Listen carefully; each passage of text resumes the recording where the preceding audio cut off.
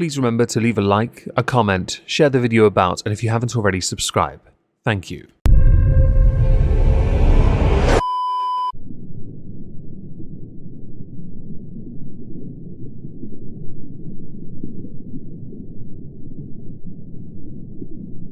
Well, isn't this just fantastic?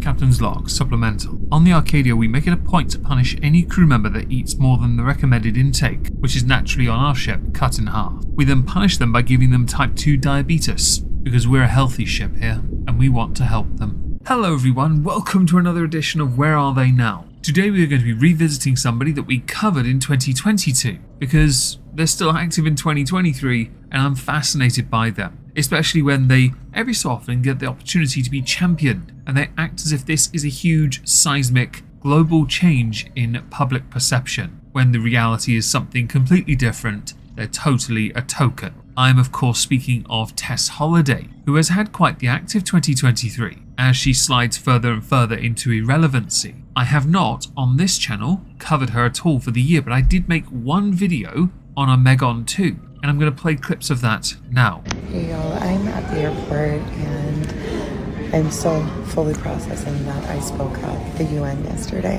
What you're about to hear from Tess Holliday is her speaking as if this is the greatest moment of her life. And it was the first time that they have talked about eating disorders inside the walls of the UN, and I think I've cried so many times just thinking about that moment. I don't know why. The UN is not taken seriously by anyone. No one actually cares when someone speaks at the UN about any issue because they don't resolve any issue. And, you know, Elisa Donovan, who's Amber from Clueless, the reason I'm a redhead, moderated the panel. Who? Am I now to learn that there are more than one people at this panel? Do I have to go find an article with pictures of you and your panel talking? Okay, so I googled Tess Holliday UN speech. Apparently Google gave me sod all. I also went to the UN's Twitter account and again found sod all. Lots of tweets promoting the concept of diversity is a strength, not a threat. Brought to you by Blacked. She also has suffered with an ED in the past. Compared to yourself, that is certainly believable. Elisa Donovan is quite the slim individual. I just kept thinking, what is my life? A parody? I'm like this trailer trash from Mississippi, sitting on this panel next to Harvard professors. I'll be honest with you here, Tess. Even Harvard professors, compared to us English, are white trailer trash. And talking about how we need to do better and provide better healthcare and mental health resources. Oddly enough, this is something I can fully agree on. Mental health resources, health care, of course. However, how such systems are implemented in those individual countries is not governed by the UN. And how we need to include fat people and people of color and trans folks in the conversation with eating disorders, and Hold up, are you trying to present fat people as you yourself have identified them, as if they are a marginalized group within society? God, I feel grateful. I've heard about these UN discussions in the past where they had these panels, and people who would speak about it as if it was the greatest achievement they could ever have, accomplish, strive for. Yeah, like an Xbox achievement, or getting the Leroy Jenkins achievement on World of Warcraft. The problem is, no one's talking about it. So what is it really beyond affirmation? I will post more of my speech, or my time talking tomorrow. At time of recording, it has not been posted to her TikTok, but I did see a video she had posted before this one talking about education levels. It's always worth adding additional context when it is provided or available. I'm just processing all of it, and I'm so proud of myself, and I was so proud to be asked to be a part of it, and I love you guys, and yeah, I'll update you guys more soon. Tess Holliday's TikTok is a fascinating viewing because she spends a lot of time arguing about atypical anorexia in larger people, interviews she has given, because she still does those from time to time, and responding to people who criticize her for the crap she comes out with. That video is close to 11 minutes long, and I've cut it down to the more appropriate responses to match what she was saying. Being proud of being given a platform to speak on an issue you are so passionate about, I have nothing but respect for. However, obviously there's going to be that. In the context of what you're saying, I find your reason for being so proud to be misguided, since you are often on panels, you've often given presentations, you have been on TV shows, you have been interviewed multiple times. But the main problem with all those appearances is nobody is willing to say what needs to be said, which is why when the internet gets fobbed off as trolls and haters, oh no, it comes across as a deflection, somebody who refuses to allow themselves to be held up to a level of intellectual rigor and or scrutiny and criticism. So what I'm going to do now is go through some articles I had found on Tess over the course of the year from March to September, because there isn't any in October, and we're going to look at her social media platforms, Instagram and TikTok, and see what she's been up to this year, to see where she is now. In March of 2023, Tess Holliday called out Gwyneth Paltrow. The reason why was because Gwyneth Paltrow had on a podcast explained her day-to-day dieting, which included intermittent fasting. Intermittent fasting is okay to an extent, but not something you should do on a regular basis like she does. But her intermittent fast went from 7 PM till 12 PM the next day. Tess Holliday is on the right side of the argument here when she called that out, along with what Gwyneth Paltrow said she ate, including bone broth and mountains of vegetables. Tess had responded directly to this on her TikTok and said some rather amusing little comments about being afraid to be fat. But in the argument of what Gwyneth Paltrow promotes, which is often quite pretentious and unhealthy, Tess is right. Gwyneth Paltrow is clearly afraid to be fat. Tess goes on to talk about how she's actually met Gwyneth Paltrow and how much of a pretentious snob she was then, having people refer to her as GP as opposed to her name, and that she wasn't going to be having what everyone else was going to be eating. She instead, with her friends, were going to be having pizza, cauliflower crust with no cheese. Which is not pizza then, really, is it? Don't try and tell me it is. It's blasphemy, and we can all agree on that. If you disagree, you're a blasphemer. I have coffee, but I really like soup for lunch. I have bone broth for lunch a lot.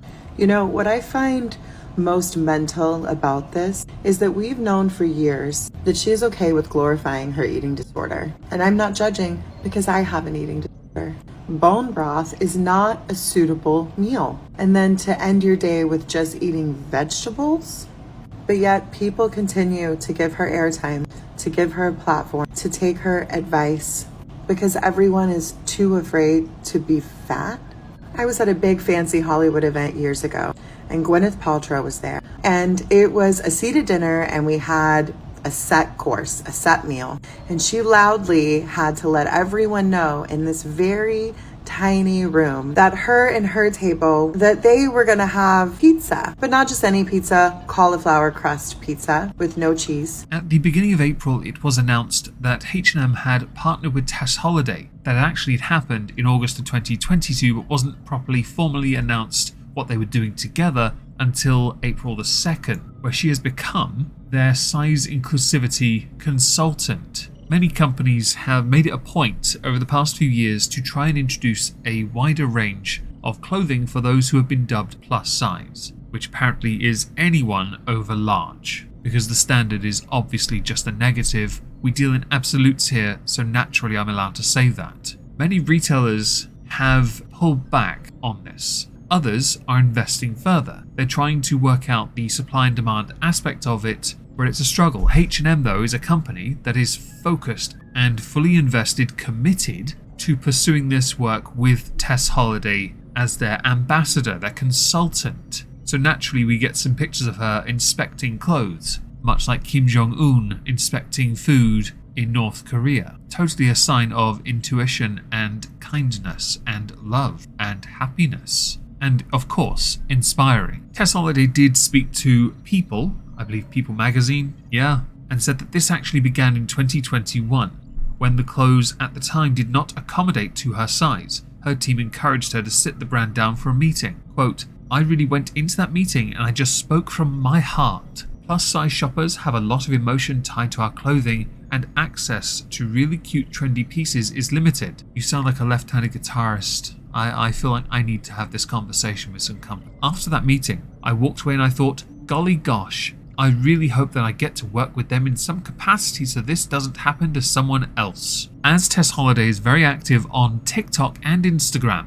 I'd like to go there now so we can have a look at some of her more notable videos that I found that amused me and my mod lovely Hyliona found that amused me, but also brought out some more interesting contentious points that we should look at. On the screen is one type of content she produces, haul content, Haul, clothing haul, trying on outfits to look pretty. No audio for this because copyright. The second video I'd like to show you, because she's a devout feminist, her faith demands she must shit on men on a semi-regular basis. Because how dare men not put as much effort in as she does?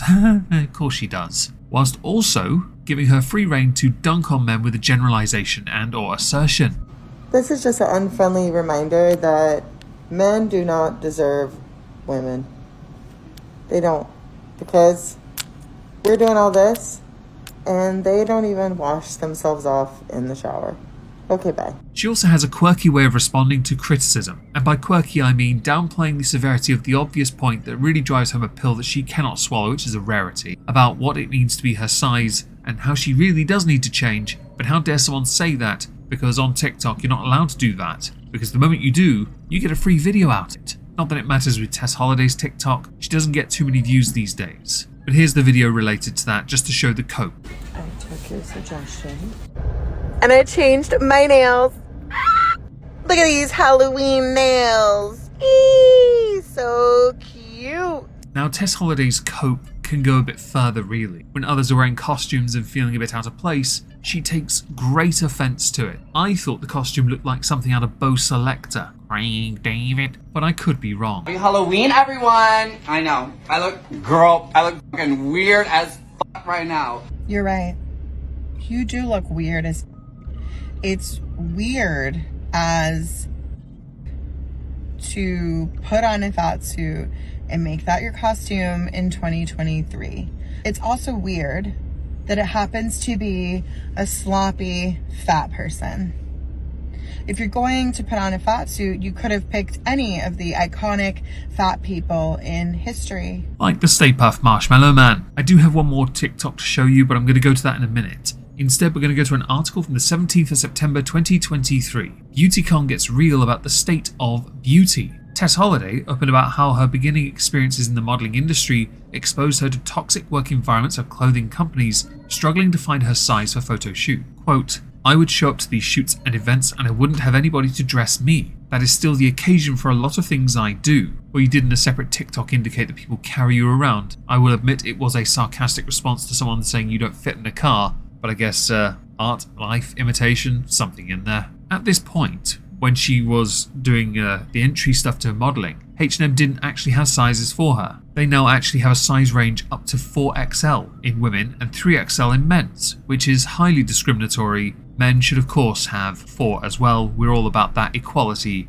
even in XLs. What I found interesting was about the panel, is that she was the only plus size person on the panel. The only one. She was essentially a token. There's another issue on this stage image I see, a complete lack of inclusivity, no men at all. And I'm not going to talk about her outfit. She chose it, she loves it, who cares really? It's just not flattering. But BeautyCon's a thing, a way of highlighting the discrepancies, or this is what Tess Holliday was doing, with that of those who are larger and that of those who are easily more represented. I would like those to have longer arms to be represented, those with longer torsos to be represented, and those that have shorter legs to be represented. If you have all three of those, they should also be represented. And perhaps those who have a more slim frame, but thick thighs. Because as is well known, they save lives. On to the last TikTok I want to show you today. Hey y'all, I just want to share something quickly with you, if I can.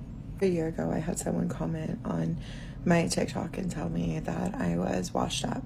They said that my career was over and that nobody cared about me. And I would be lying if I said I haven't thought about that comment every single day for the last year. I have allowed it to completely debilitate me. After this part, Tess Holliday provides 2 reasons. One is a bereavement, which was secondary to the first reason. The first was that she convinced herself that nobody cared about her anymore. Now obviously I find the latter being placed second in the first place to be strange. Of course it shouldn't, it should be first. The second is redundant. That's an insecurity many of us experience in the online space. We all worry about our numbers, we worry about our presence, our impact, whether the message we are spreading is getting as far as we would want it to go. The first one, though, is a totally valid reason for insecurity to take over, because we then start to worry about the impact we have on the world. This misunderstanding, though, features quite heavily in other content. A lot of the content Tess produces on TikTok, and on TikTok, over the course of 12 months, her numbers are going down gradually, and that is because her message is not being well received on places like TikTok anymore. Compared to Instagram, she gets very little traction on TikTok. Instagram, she does have a weird imbalance of what will show me how many likes she gets and what doesn't. But she's also taken a very firm stance as a ardent, devout feminist for those in Palestine. The Palestinian oppression, as she has dubbed it on one of those posts of hers on Instagram that I can't show you, and we're certainly not going to talk about it because that will get us into trouble and probably demonetized here as well. At this time of year, I can't afford to be demonetized. No thank you. She hosts on Instagram every Friday a podcast called Diverse AT, a very cute way of saying diversity because that is something she is very, very passionate about. This would include racial equality, LGBT and women's rights. I take issue with this for obvious reasons, but that is also a discussion for another time. Perhaps in 2024 I'll rant about it. So where is Tess Holliday now? At present, she is promoting articles from Vogue in her pinned comments. She is living her life and making content that she wants to make, whilst also pushing a message that in turn led to her turning comments off, which she also edited the post, I wonder why. Anyway, this concludes the 2023 Where Are They Now for Tess Holliday. It has been a busy year for her, but I would be concerned, if I was her, that numbers in many different places where she is active as a creator are diminishing, because that will in turn affect her brand and potential as an ambassador and or consultant. So I guess she needs controversy at some point. Maybe she needs to slap Gwyneth Paltrow. That might do it.